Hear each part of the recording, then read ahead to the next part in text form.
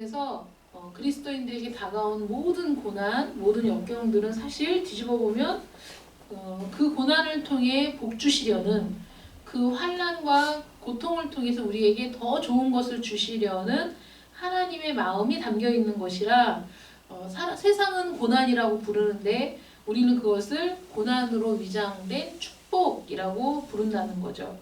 그래서 이스라엘의 역사를 보면 하나님께서 이스라엘을 그 주변 이웃 나라들에게 붙이시고 그들의 침탈을 당하게 하시고 그들의 추수가 다 그 빼앗기게, 추수한 것들이 빼앗기게 만드실 때 하나님이 어떻게 이럴 수 있느냐, 이스라엘의 하나님이면서 라고 말할 수 없고, 또 범사에 감사라는 하나님의 말씀을 생각해 보면 수탈을 당할지라도 감사해야 되고, 또 그 20년 7년 이렇게 압제를 받아도 감사할 일은 그 압제를 통해 그 수탈을 통해서 그들은 다시 하나님께로 돌아오는, 그래서 하나님의 은혜를 구하고 도우심을 구하고 하나님의 백성임을 다시 확인하는 과정이 그런 고난을 통해서 회복이 이루어지는 거지, 고난이 없었다면 그들은 돌아오지 않았을 것이다. 그래서 하나님께서 때리셔도 그 안에는 사랑이 있는 거고, 하나님께서 그들을 내리 누르셔도 그 손 안에는 사랑이 있는 것이죠. 그 진노 속에 감추어진 사랑. 그래서 위장된 축복이라고 우리가 부르는 겁니다. 이스라엘의 역사 속에서 그런 위장된 축복이 번번이 나타났던 것처럼 오늘을 사는 우리 그리스도인들에게도 위장된 축복이 있다는 걸 여러분들이 기억하셔야 됩니다. 그래서 감사할 게 있어야 감사하지라고 얘기가 나올 수밖에 없는 상황 속에서 돌이켜서 다시 한번 생각해 보면 그 고난으로 인해서 내가 어떻게 그리스도인이 되었는가, 그 고난으로 인해서 우리가 어떻게 하나님의 은혜를 깨달았는가, 그 고난 때문에 얼마나 더 깊이 있는 하나님의 은혜를 경험했는가, 이런 것들을 생각해 보면 그거는 하나님이 우리를 그 고난의 강을 건너게 하시지 않았다면 결코 우리가 깨달을 수 없는 것들을 이제 깨닫게 되었다는 겁니다. 여러분들에게도 그런 간증이 있을 줄 믿습니다. 늘 좋았던 것이 아니라 참 가슴 아픈 일들, 겪지 않으면 좋았을 일들이지만 사실 그 일들 때문에 내가 철이 들었고, 그런 일들 때문에 내가 하나님께 더 굴복하게 되었고, 그리고 지금 나는 그런 일들을 겪었기 때문에 어려운 일을 만나면 기도하는 사람이 되었다. 그리고 그것처럼 축복이 없죠. 사실 이 세상에서 잘 사는 게 그 축복은 아닙니다. 그래서 이스라엘 백성들에게 지금 심판을 선언하시고, 야, 내가 너희들 심판할 거야. 그 땅에서 쫓아낼 거야. 너희가 멸망하게 될 거야 라고 말씀하시는 것이, 야, 니네들 쌤통이다.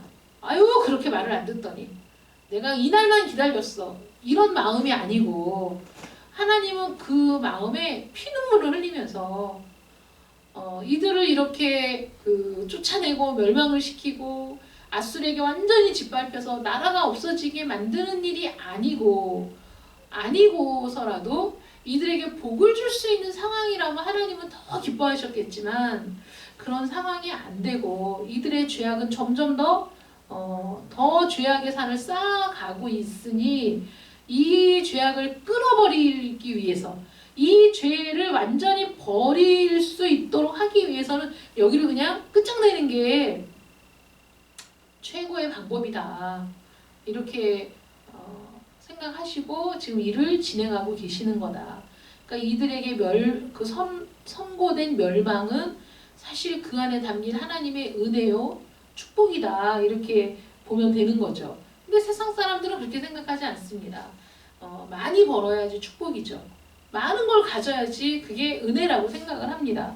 오늘 말씀 보면 7절 말씀에 그는 상인이라 손에 거짓 저울을 가지고 속이기를 좋아하는도다.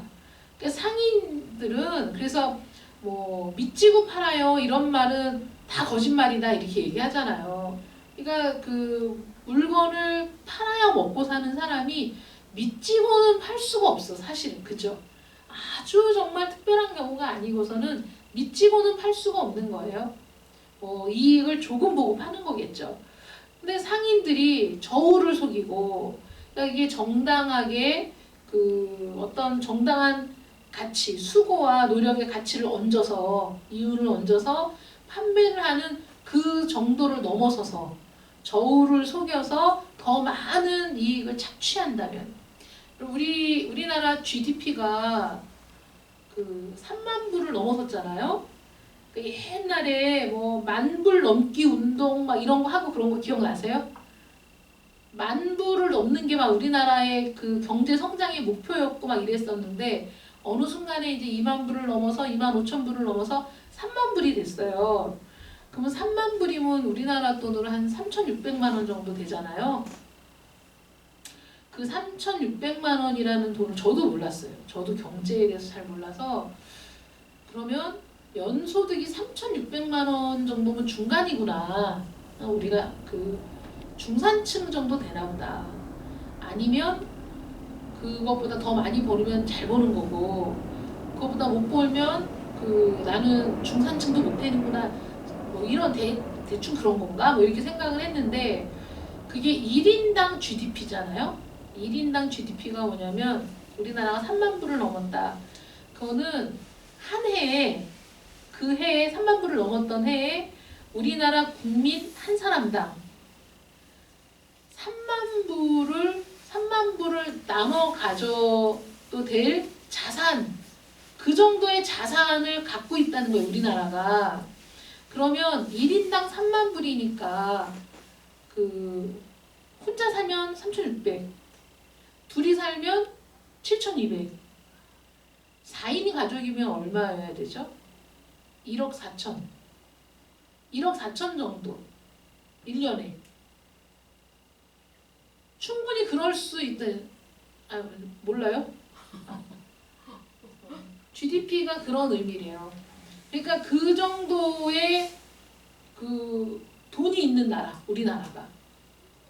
그런데 맨날 없는 사람은 맨날 없고, 그리고 뭐 요번에 그 국민 재난소득, 그래서 100만 원씩 국민들에게 주자 그랬더니 찬성이 40%, 반대가 50 몇 프로래요. 그러니까 우리나라 사람들이 아직도 돈이 어딨어. 그래서 우리는 돈이 없지만 그 우리가 돈이 없으니 정부가 무슨 돈이 있어? 나랑 거덜나겠네. 이렇게 생각을 하는데, 우리나라가 1인당 100만 원씩 준다고 거덜날 나라가 아니라는 거죠. 그게 3만 불이 넘어서서 우리는 해마다 3만 불을 유지하고 있는 나라인 거예요, 우리나라가. 그런데 일반적으로 4인 가족 기준 돈 1,000만 원 소득이 되는 가정이 많지 않아요. 많지 않잖아요. 그러니까 그 사실은 열심히 밤낮 없이 일하는 사람들에게 정당한 대가가 지불되고 있지 않다. 근데 우리는 그런 거를 모르고 있는 거죠. 우리는 아마 연봉이 한 그 500만 원만 올라도 정말 감지덕지 할 거예요. 근데 그렇다. 저도 이제 그런 거 전혀 몰랐어요. 그래서 저도 복지에 대해서 부정적인 때가 있었고, 야, 그 정부가 무슨 돈이 있어. 정부가 돈이 있어서가 아니라, 정부에 그 돈을 쌓아두고 있다는 게 아니라, 우리나라에서 한 해 동안에 일하고 어쩌고 해서 흘러서 버는 그 돈이라는 그 통계가 나오는 거잖아요. 공식적으로 집계되는 통계에 있어서 1인당 소득이 얼마냐? 3만 불이라는 거예요. 1인당 소득이 3만 불, 우리나라가. 그런데 1인당 소득 3만 불을 찍었어도 우리 국민이 1인당 3만 불의 소득을 가져가지 못해, 집으로. 그렇잖아요, 지금 상황이.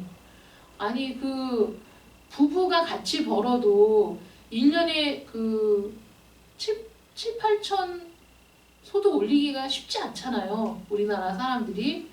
그러니까 4인 가족 기준 했을 때 정말 최소한 1억은 있어야 된다는 거지. 아무리 뭐 절반은 3분의 2는 있어야 된다는 거잖아요. 그런데 다 어디로 갔을까? 저는 그 우리나라 10대 재벌이 우리나라 총 자산의 90%를 갖고 있다는 말을 듣고 충격받았거든요. 근데 그 1인당 GDP를 생각해 보니까 아니 1인당 GDP면 1인 국민 총 그 자산이 3만 불이면 우리는 보통 사람들은 다 그렇게 못 사는데 그 많은 자산은 다 어디로 갔을까? 그 많은 그 소득 금액은 어디로 갔나? 아, 그래서 10대 재벌이 90%의 자산을 갖고 있다는 말이 그래서 나왔나 보다 이렇게 생각을 하게 됐어요. 그렇게 따지면 이렇게 힘들어서 전부 다 뭐 월세 걱정에 영업이 안 된다 그러고 다들 이렇게 힘들어하고 있는 상황에서 1인당 재난 소득을 보장해줘서 100만 원씩 준다고 하면 100만 원이 큰 돈이 아니라는 거죠. 그래서 그 없는 사람들이 복지를 막 반대하고 그러는 거는 말이 안 되는 것 같아요. 있는 사람들은 당연히 반대하지만 없는데도 나라 걱정을 없는 사람은 더 하는 것 같아. 있는 사람보다. 가난한 사람들이 나라 걱정을 더 많이 해가지고 나라가 돈이 어딨어. 그래서 준대는데도 아유 그런 거 안 줘도 되는데 이렇게 얘기하는데 이거를 통계적으로 계산을 해보면 사실은 그게 아니고 줄 수도 있고 줄만도 하고 그래도 1인당 100만 원씩 소득을 30개월을 줘도 줄 수 있는 그런 상황이라는 거죠. 무조건 주는 게 좋은 건 아니지만 열심히 일하는 사람들이 지금 우리가 월급이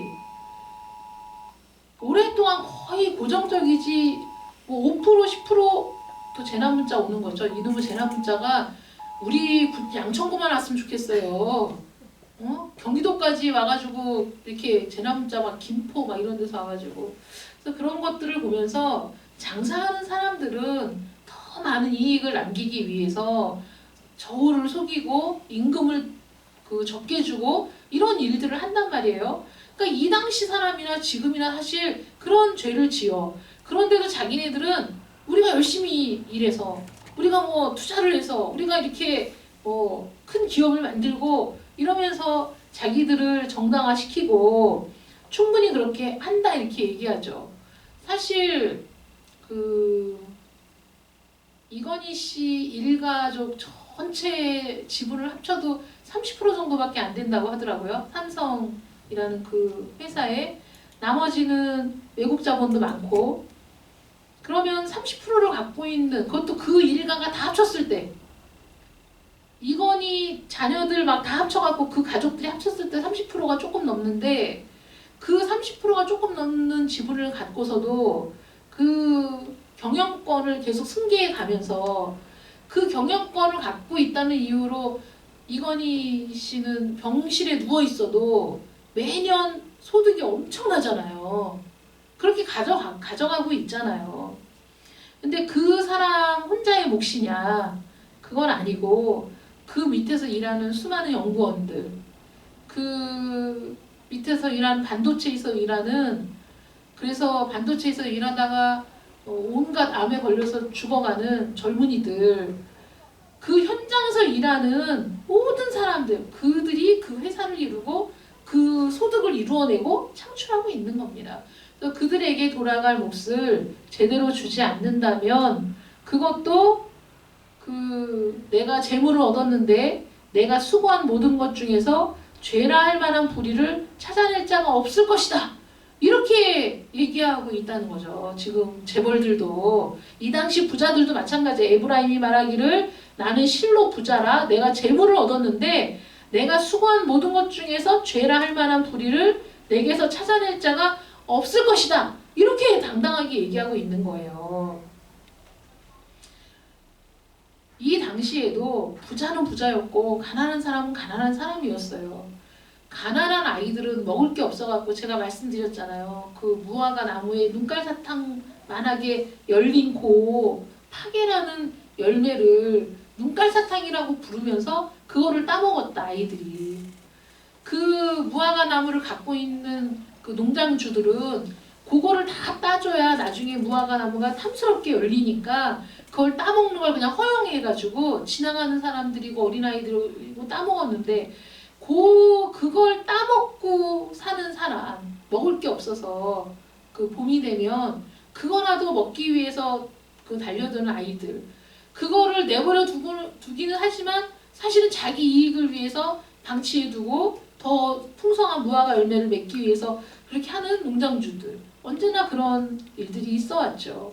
하나님의 법은 우리 인간의 탐욕을 아시기 때문에 그래서 율법으로 아예 정해 놓으셔가지고 추수할 때 다 추수하지 말고 내버려 두고, 추수하면서 떨어진 이삭은 줍지 말고, 이렇게 아예 법으로 정해 놓으셔서 가난한 사람들이 이거 내가 남의 밭에 들어가서 도둑질하는 거 아닌가라는 양심의 가책을 갖지 말고, 이 떨어진 이삭은 얼마든지 주어서 양식을 삼을 수 있도록 그렇게 만드셨습니다, 하나님께서. 근데 이런 일들을 하면서도 자기들이 이익을 취할 수 있는 모든 방법을 다 찾아가지고 이익을 취하고, 우리 같은 사람은 세금이 고지되면 고지된 대로 세금을 내는 사람들이지만 어떻게 해서든지 세금을 줄이기 위해 변호사들 수십 명을 고용해가지고 어떤 방법을 통해서든지 이리 빠져나가고 저리 빠져나가고 다 빠져나가서 최소한의 세금을 내려고 하는 그 사람들하고 우리는 또 다른 거죠. 그래서 독일 같은 경우에는 무조건 소득의 50%가 세금이래요. 독일은 가난한 사람이든 부자든 상관없이 모두에게 공통적으로 정부에서 딱 걷어가는 세금이 50%, 소득의 50%. 엄청 많은 것 같죠? 저도 막 살이 떨리고 50%를 정부에서 가져가면 또 어떻게 사나. 근데 50%를 가져가는데 100만 원 버는 사람한테는 50만 원 가져가고 1000만 원 버는 사람한테는 500만 원 가져가고 한 달에 1억을 버는 사람한테서는 5천만 원을 가져가는 거야. 그런데 1억 버는 사람은 5천만 원 세금을 내도 5천만 원으로 사는 거고, 가난한 사람은 100만 원 벌어서 50만 원 세금 내고 50만 원으로 사는 거니까 부자는 50%를 내도 부자야. 가난한 사람은 더 가난하잖아요. 그러니까 그렇게 세금을 다 걷어가지고 독일 같은 경우에는 목사들도 정부에서 그 사례 월급을 다 줘요. 그러니까 그 목사들이 우리나라처럼 막 너무 많이 해가지고 그 부동산도 막 자기 명의로 해놓고 건물도 자기 명의로 해놓고 학교 만들어서 학교도 목사 명의로 해놓고 이런 건 있을 수가 없어요. 있을 수가 없고 정부에서 월급을 다 줘. 보장 다 해주고. 그리고 그렇게 50%씩 다 해가지고 그 최저시급도 안 되고 그 너무 가난한 사람들에게는 세금을 낸 것 이상으로 다 그 저기를 해주는, 지원을 해주는 거예요. 그 다음에 교육이 다 무상이고 모두 다 그런 것들이 다 이제 무상으로 제공이 되잖아요. 걔네는 50% 떼는 걸 당연하게 생각을 한대요. 우리나라는 아마 50% 뗀다고 그럼 저항이 엄청 심할 텐데 어쨌든 그렇다는 거예요. 근데 지금 그 이스라엘 같은 경우에는 그렇게 다른 사람들을 배려하라는 율법이 주어졌어도 있는 사람들은 어떻게든지 자기의 소득을 더 많이 하기 위해서 많은 걸 긁어 모아갖고 부자가 되고 그 부를 유지하고 그 부를 세습하고 이렇게 살고 있는 거야. 그러면서 나는 불의하지 않아. 나는 그 정상적인 방법으로 이렇게 돈을 모았어. 이렇게 얘기하는데 하나님께서 보실 때는 네가 애굽 땅에 있을 때부터 나는 내 하나님 여호와니라 내가 너로 다시 장막에 거주하게 하기를 명절날에 하던 것 같이 하리라.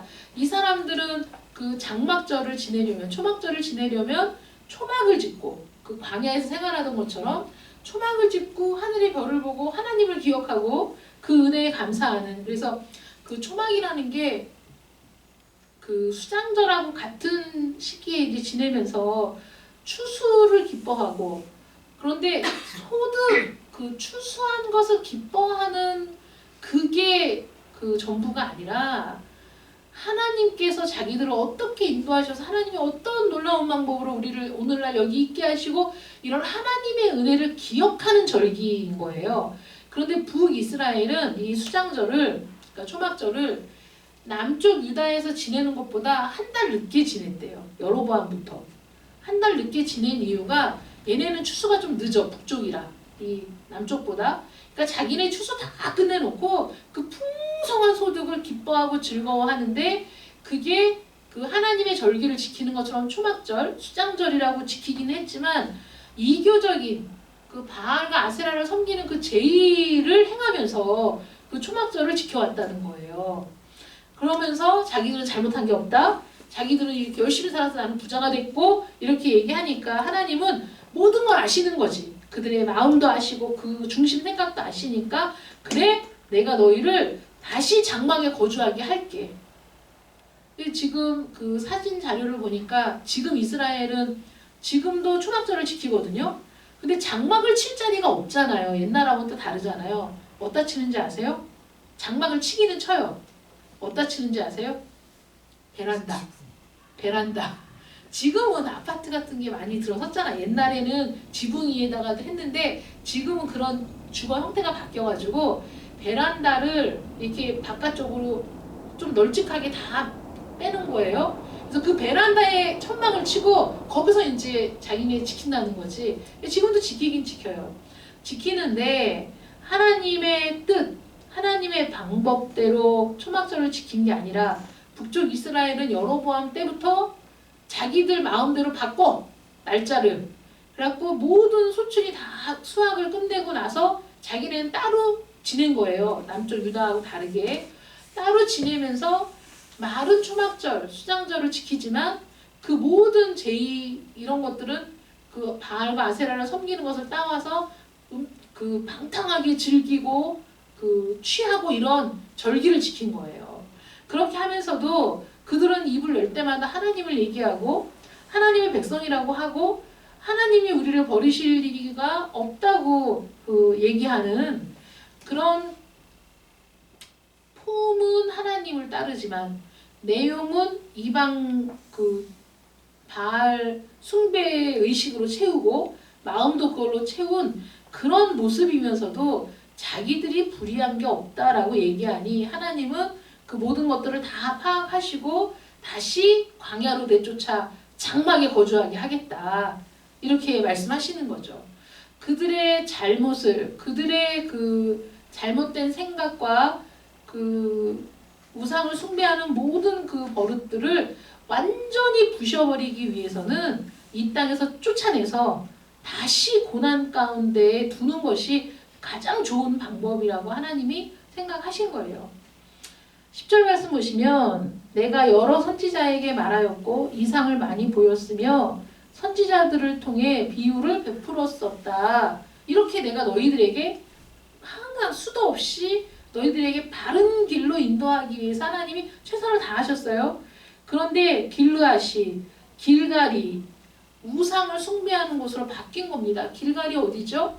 이스라엘이 광야에서 그 가나안 땅으로 들어왔을 때 길갈에 그 돌비를 세우고 거기가 그 가나안을 점령하는 전초적인 기지가 되어서 시작했던 곳, 그들의 선조들의 신앙의 고백이 있었던 곳인데 여기가 숫송아지로 제사를 드리며 그 이방의 제의가 여기서 왕성하게 일어나서 그 제단은 바디랑에 쌓인 돌무더기 같이 되었다.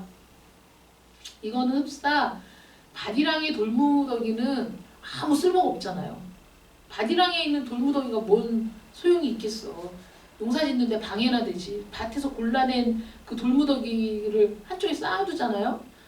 이렇게 이스라엘의 범죄로 인해서 그들이 그렇게 바디랑에 쌓인 돌무더기처럼 될 거다. 너희가. 이렇게 말씀하시는 거고 그 다음에 12절 말씀에 야곱이 아람의 들로 도망하였으며 이스라엘이 아내를 얻기 위하여 사람을 섬기며 아내를 얻기 위하여 양을 쳤고 이거 누구 얘기죠? 야곱의 얘기잖아요. 그런데 야곱에 대한 얘기가 뭐 많이 있긴 하지만 하나님이 보실 때는 야곱이 아람의 들로 도망을 하였는데 왜 도망했죠? 아버지를 속이고 형을 속였으니까. 그것도 야곱도 하나님의 이름으로 믿음으로 한다고 했을 거예요. 근데 그렇게 도망을 했는데 아내를 얻기 위해 사람을 섬겼다. 아내를 얻기 위해 양을 쳤다. 그러니까 이게 그 믿음으로 한 행위는 아니었다는 거예요. 그쵸? 이렇게 이스라엘 사람들이 야곱 그러면 우리는 아브라함 거부, 야곱 거부. 요셉도 뭐 그 젊은 부모들은 이제 자기 자식이 요셉 같기를 원하는데 얼마나 대단해요. 그게 그 아브라함은 믿음의 조상이라고 불려졌지만 야곱 같은 경우에는 사실 하나님이 아브라함과의 언약을 이루시기 위해서 야곱에게 복을 주시고 지켜주신 거지, 야곱의 인생을 딱 이 한 절로 보자면 참 너무나 인간적인 너무나 인간적인, 이거 책 제목이 있는데 인간적인 너무나 인간적인 그런 사람이었죠 사실. 그런데 이런 너희 조상이 이런 사람, 너희가 사실 이런 사람인데 하나님이 한 선지자로 이스라엘을 애굽에서 인도하여 내셨고 이스라엘이 한 선지자로 보호를 받았다. 이 선지자는 누굽니까? 모세요. 13절에 나오는 이 한 선지자, 이스라엘을 애굽에서 인도하여 낸 선지자는 모세죠. 모세 한 사람을 통해서 이스라엘을 보호하셨다는 거예요. 하나님께서. 이렇게 해서 오늘날까지 이르렀는데 에브라임은 이스라엘을 얘기하는데 이스라엘이 경노하게 함이 극심하였다. 하나님을 경노하게 함이 극심했어요. 그의 주께서 그의 피로 그의 위에 머물러 있게 하시며 그의 수치를 그에게 돌리시리라. 그러니 이스라엘이 화를 당하는 건 그들의 죄 때문이고 하나님께서 수없이 선지자들을 보냈어도 회개하지 않았기 때문이며 심지어는 그들이 자신의 죄를 알지 못했다. 깨닫지 못했다. 그러니 깨닫지 못하는 자, 미련한 거거든요. 깨닫지 못하는 거. 그렇게 선지자들을 보내고 그렇게 꿈을 꾸게 하고 이상을 보게 하고 그들에게 예언을 하게 했어도 그들이 자기들의 죄를 깨닫지도 못하고 회개하지도 않고 돌이키지도 않고 끊임없이 죄를 반복했을 때 그것을 끊을 방법, 그것을 돌이키게 할 수 있는 방법이 이제는 그 죄값을 그들에게 내려서 그들을 심판하셔서 그들이 그 심판 아래 무너지고 다시 광야에서 장막 생활을 하는 것처럼 그런 고통을 겪으며 거기에서 다시 하나님을 만나는 일이 있어야지 이들이 이 모든 삶을 버릴 수 있을 것이다. 잘못된 삶을. 그래서 하나님이 심판하시고 고난을 주신다는 그런 말씀입니다. 여러분, 우리가 잘못을 깨닫지 못할 때 그 고난이 지속되는 거고, 잘못을 이게 보세요. 야곱이 하나님께서 야곱을 다루시는 방법이기는 했지만은 아람의 들로 도망해서 삼촌 라반의 집에 들어가서 열심히 일한 게 아내를 얻기 위해서. 얼마나 그 젊은 청춘이 너무 아깝잖아요, 사실은. 14년을 아내를 얻기 위해서 일한 거거든요, 야곱은. 정말 사랑하긴 했나 봐요. 정말 사랑했나 봐. 어떤 땐 일하다가 열불도 날 텐데 어쨌든 14년을. 근데 이제 그 7년 뒤에 라헬과 결혼하고 나서 레아와 결혼하고 사기 결혼 당하고 나서 라헬은 금방 그러니까 주었죠, 아내로. 그 대신 7년을 더 일하는 약조를 받고 이제 준 거예요. 근데 그런 인생을 보면 결국은 여자 하나 얻으려고 14년이라는 그 정말 소중한 시간을 다 버리고, 그리고 자기와 가족을 위해서 일할 수 있었던 시간은 7년밖에 없었던 거고, 그런 인생이 우리의 인생인 것 같아요.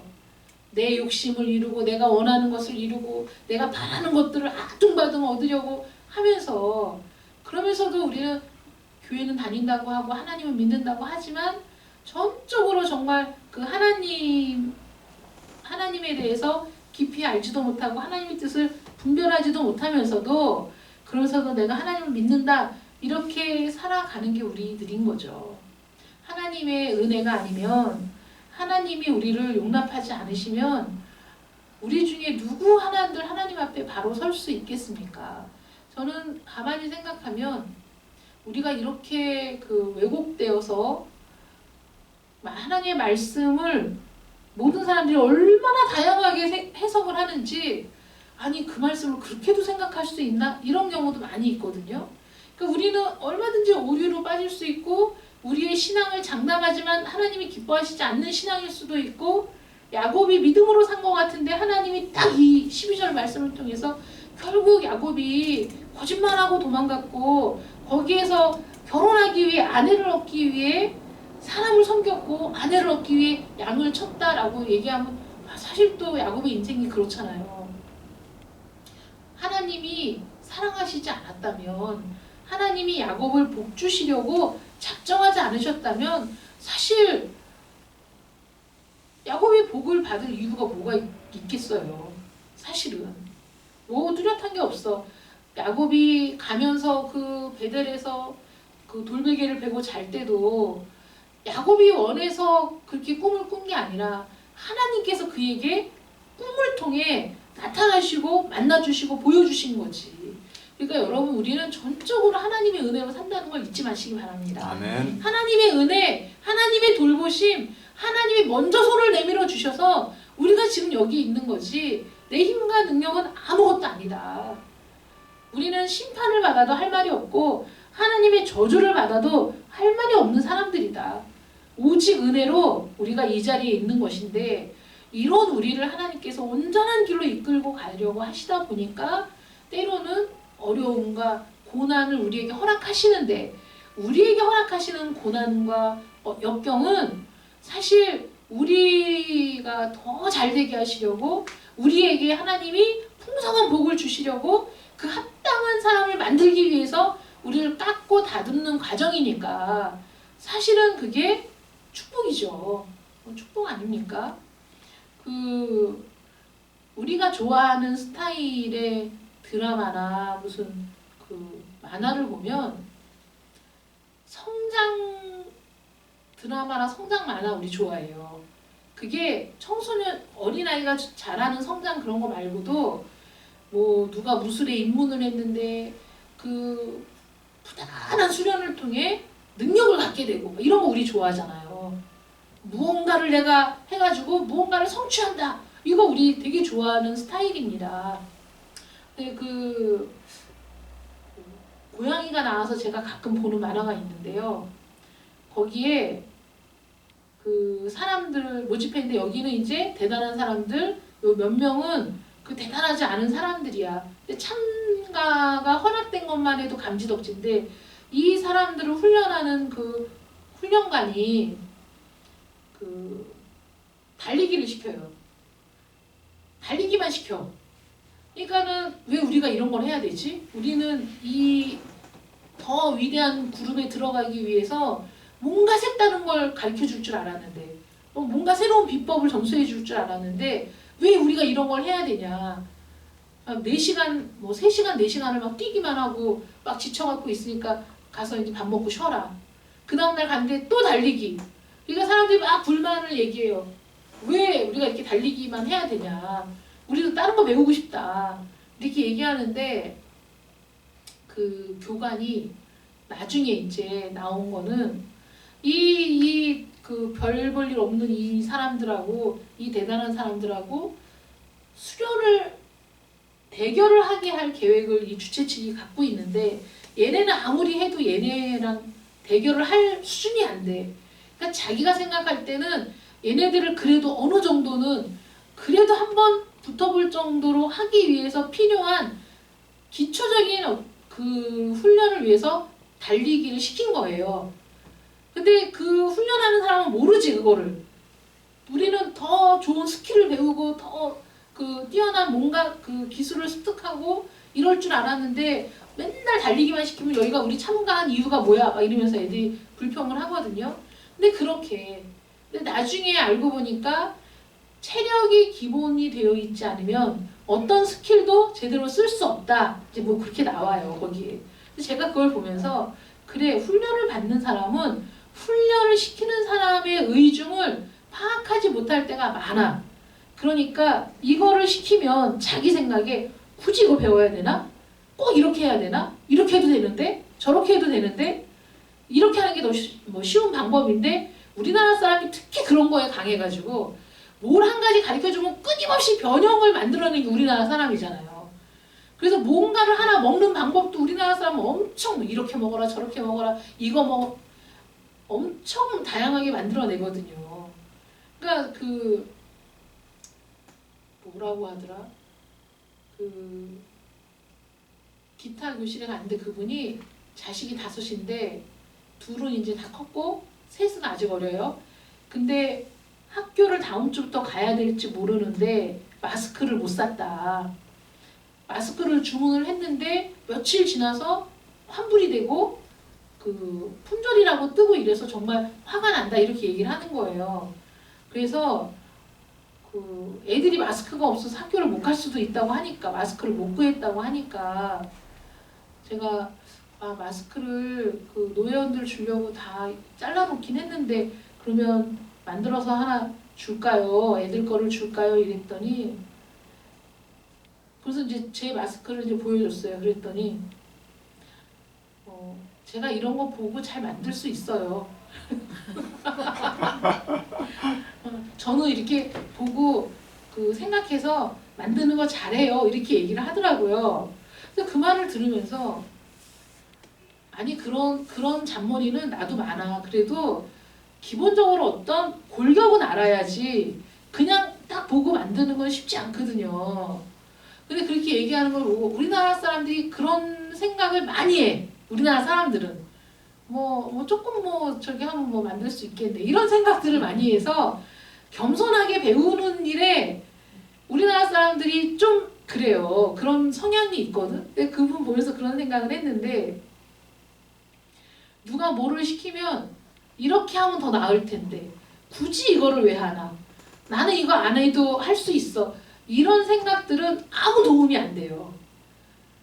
거기에서 그 훈련관이 생각하고 어떤 그 저기를 짜잖아요. 뭘 가르치려고 해도 어떻게 이거를 해서 어디까지 가르칠 것인가를 짠단 말이에요. 그러면 내 생각에 별 볼 일 없어 보여도 따라서 할 때 거기에 성취를 이루는 거예요. 그런데 그게 아니면 그런 사람들은 끝까지 하지도 못하고 제대로 배우지도 못해. 그렇게 막 그 무시하는 사람들은. 그러니까 하나님께서 어떤 고난을 주실 때에도 하나님의 의중이 있는 거예요. 이런 고난을 통해서 죄악을 끊고 이런 고난을 통해서 하나님께 돌아오고 이런 고난을 통해서 이들이 더 이상을 어디다가 비빌 데도 없고 의지할 데도 없어 결국은 하나님을 보게 되는 그런 상황을 하나님이 허락하실 때 그 기본적인 하나님의 의중은 사랑이고 우리를 귀하게 여기시는 마음이다. 그걸 깨달을 때 이 고난이 축복이구나 이런 고백이 나온다는 거예요. 깨닫기 전까지는 내가 왜 이런 일을 겪어야 돼? 왜 하나님이 나에게 이런 고난을 주시는 거야? 나는 정말 이런 거 너무 싫은데 하나님 믿어도 별 수 없구만. 별의별 생각들을 다 하지만 나중에 결국은 고난이 유익이었습니다 라고 하나님 앞에 겸손하게 고백하게 되는 것 그게 하나님의 의도이다. 그 깨달음을 얻게 되었을 때 고난은 더 이상 고난이 아니고 고난은 나에게 축복이고 나에게 유익이다. 그래서 하나님은 고난으로 보이는 그러나 뒤집어 보면 오히려 우리에게 큰 유익이 되고 그래서 축복이 되는 그런 일들을 하시는 거지 우리를 괴롭게 하기 위해서 고난을 주시는 것이 아니다. 여러분 이렇게 생각하셔서 앞으로도 어려움에 부딪힐 때마다 이건 위장된 축복이야. 이렇게 빨리 생각을 바꿀 수 있는 여러분들 되시기를 축원합니다. 아멘. 기도하겠습니다. 사랑의 하나님 감사합니다. 이스라엘에게 선포된 심판이 끝이 아니고 멸망이 아니고 소멸이 아니고 오히려 그 고난과 심판을 통해서 이스라엘은 새로운 미래를 꿈꾸게 되고 새로운 소망을 갖게 되는 그것이 하나님의 의도였습니다. 하나님의 계획이었습니다. 그러므로 눈앞에 다가오는 현실은 고통스러운 심판과 하나님의 진노이지만은 그 일들을 통해서 이스라엘이 회복될 수 있다면 새로워질 수 있다면 하나님과 새로운 관계를 맺어가기 시작한다면 그것보다 더 좋은 것은 있을 수가 없습니다. 하나님 우리의 삶도 마찬가지입니다. 우리가 하나님을 떠나서 살 수 없는데 하나님을 떠나려고 하고 하나님을 무시하고 하나님 없이도 살 수 있다고 생각하고 나는 아무 잘못이 없다고 생각하는 그러한 우리들을 하나님께서는 안타깝게 여기시고 고난을 통해서라도 역경을 통해서라도 우리의 생각이 변화되고 하나님께 굴복하게 되며 하나님의 은혜를 바라보게 되는 그런 삶으로 변화시키시려고 우리에게 고난을 주실 때가 있습니다. 고난을 만나거든 위장된 축복이라고 생각하고 신속하게 주께 돌아오게 하시고, 역경을 만나거든 우리가 하나님의 은혜라고 생각하고 신속하게 주께 무릎을 꿇고 회개할 수 있도록 하나님 도와주시옵소서. 아멘. 그래서 하나님의 은혜 안에 머무는 사람들, 하나님의 그 풍성한 은혜와 사랑을 날마다 경험하며 살아가는 저희들이 되게 하여 주시옵소서. 예수님의 이름으로 기도드립니다. 아멘. 찬송가